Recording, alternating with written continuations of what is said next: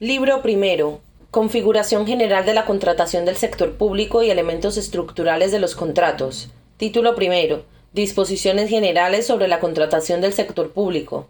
Capítulo primero. Racionalidad y consistencia de la contratación del sector público. Artículo 28. Necesidad e idoneidad del contrato y eficiencia en la contratación. 1. Las entidades del sector público no podrán celebrar otros contratos que aquellos que sean necesarios para el cumplimiento y realización de sus fines institucionales.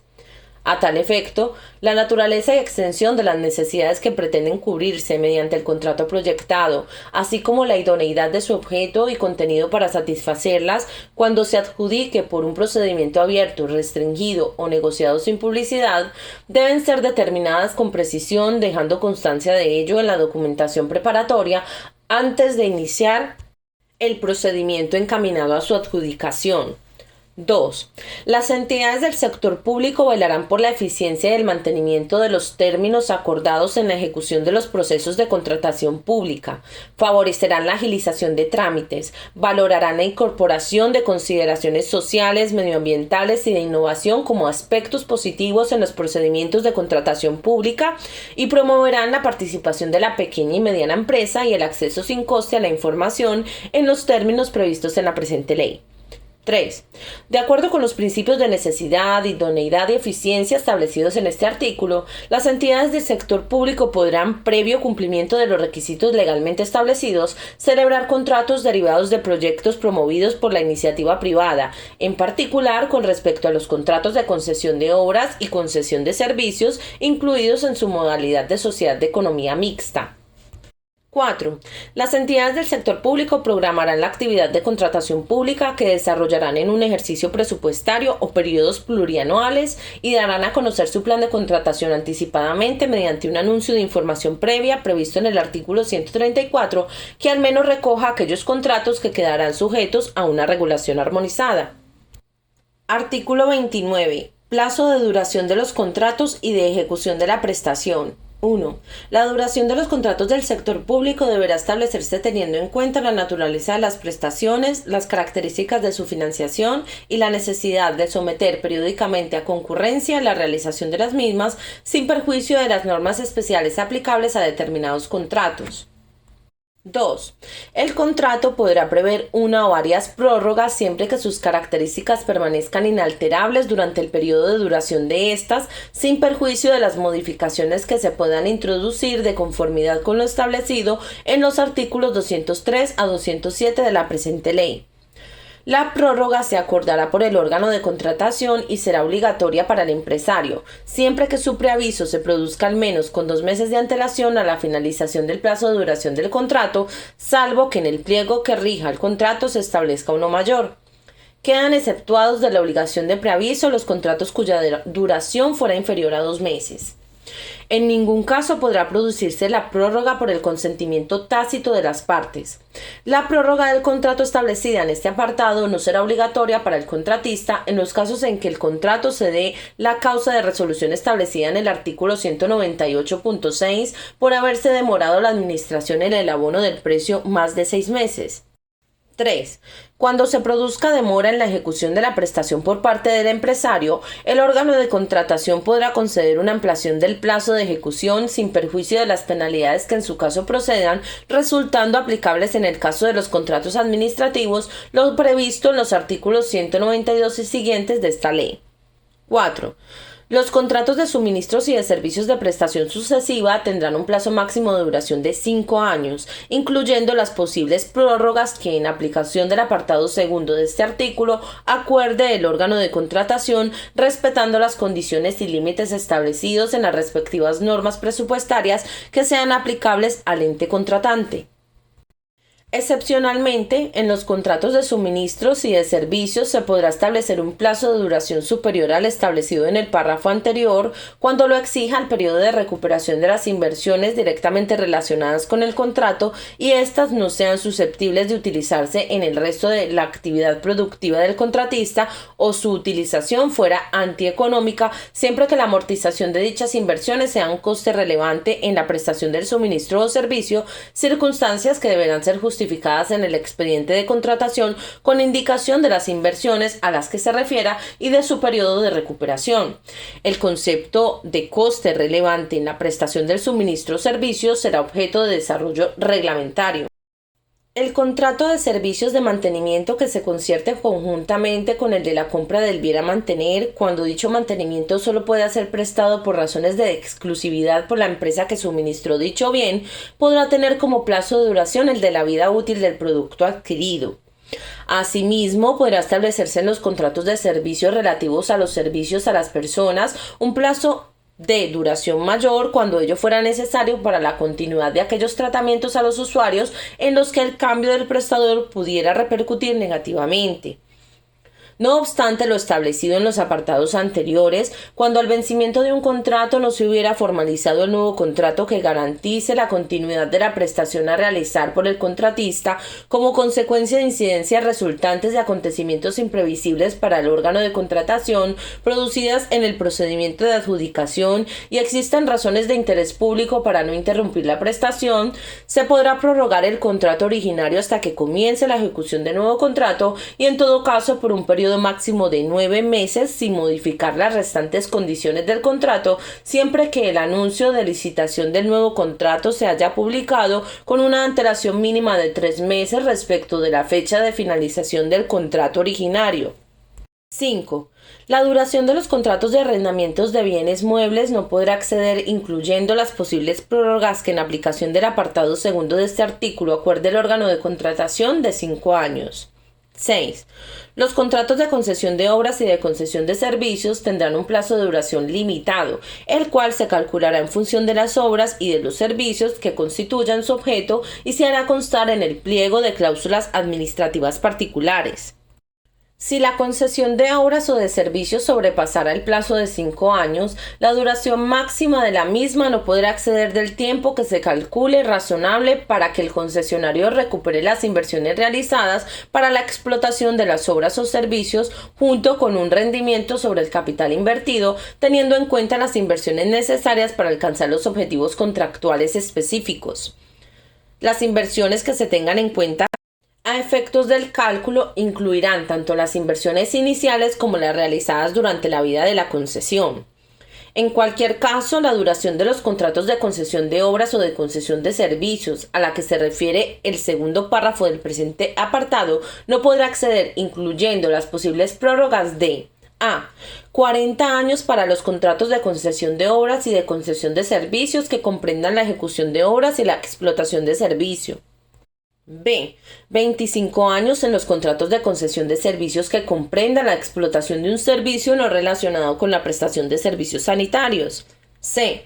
10 años en los contratos de concesión de servicios que comprendan la explotación de un servicio cuyo objeto consista en la prestación de servicios sanitarios siempre que no estén comprendidos en la letra A. Los plazos fijados en los pliegos de condiciones solo podrán ser ampliados en un 15% de su duración inicial para restablecer el equilibrio económico del contrato en las circunstancias previstas en los artículos 270 y 290. No se tendrán en cuenta a efectos del cómputo del plazo de duración de la concesión y del establecido para la ejecución de las obras aquellos periodos en los que éstas deban suspenderse por una causa imputable a la administración concedente o debida a fuerza mayor. Si el concesionario fuera responsable del retraso en la ejecución de las obras, estará lo dispuesto en el régimen de penalidades contenido en el pliego de cláusulas administrativas particulares y en esta ley, sin que haya lugar a la ampliación del plazo de la concesión. 7. No obstante lo dispuesto anteriormente, los contratos de servicios que sean complementarios de otros contratos de obras o de suministro podrán tener un plazo de vigencia superior al señalado en el apartado 4 que en ningún caso excederá del plazo de duración del contrato principal, salvo en los contratos que comprendan trabajos relacionados con la liquidación del contrato principal, cuyo plazo final excederá al del mismo en el tiempo necesario para realizarlos. La iniciación del contrato complementario a que se refiere este apartado quedará en suspenso salvo causa justificada derivada de su objeto y contenido hasta que comience la ejecución del correspondiente contrato principal. Ha de entenderse por contratos complementarios aquellos que tienen una relación de dependencia respecto de otro, el principal, y cuyo objeto se considere necesario para la correcta realización de la prestación o prestaciones a las que se refiera dicho contrato principal. 8. Los contratos menores definidos en el apartado primero del artículo 118 no podrán tener una duración superior a un año ni ser objeto de prórroga. 9.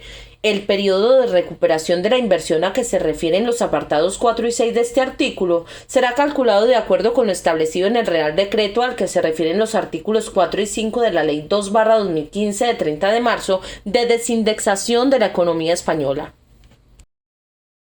Artículo 30. Ejecución directa de prestaciones por la administración pública con la colaboración de empresarios particulares o a través de medios propios no personificados. 1.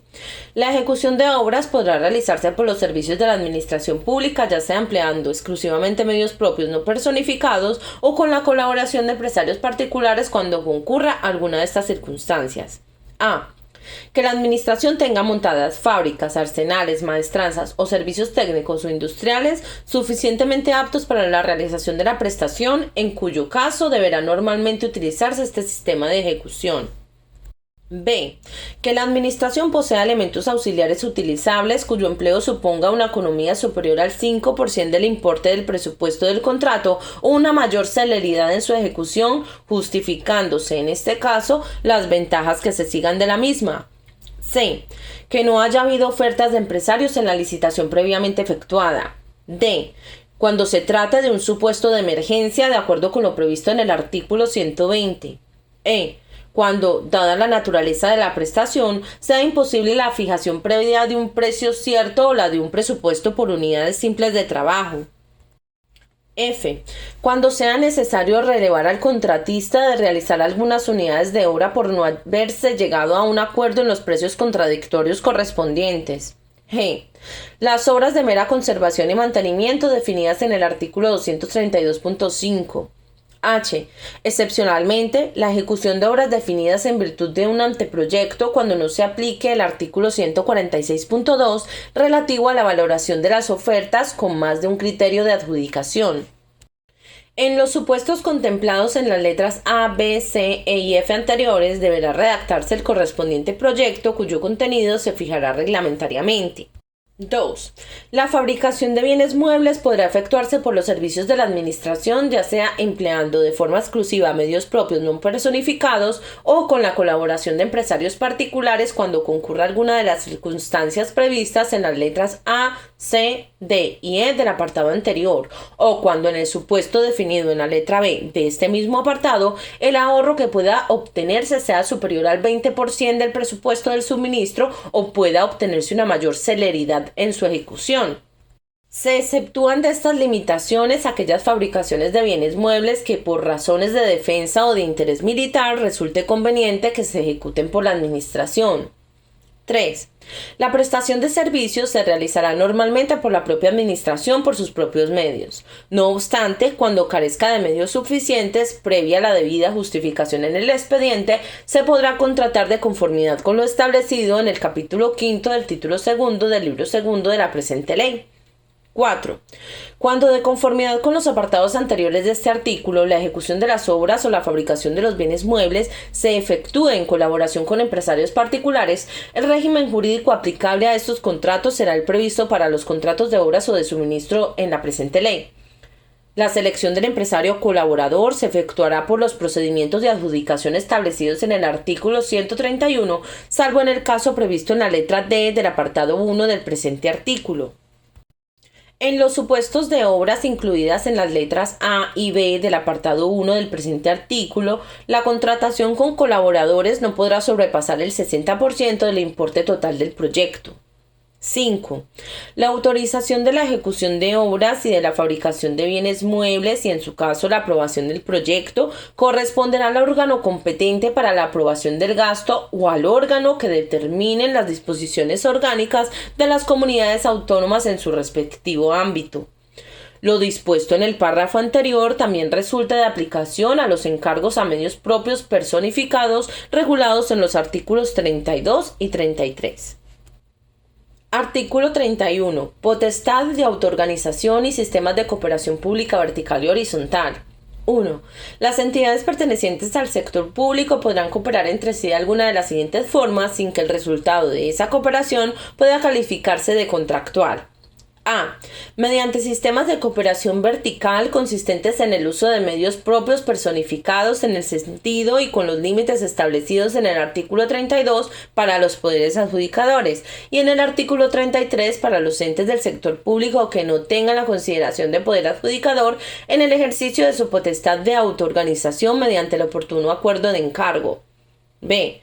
Mediante sistemas de cooperación horizontal entre unidades pertenecientes al sector público, previa celebración de los correspondientes convenios en las condiciones y con los límites que se establecen en el apartado 1 del artículo 6. 2.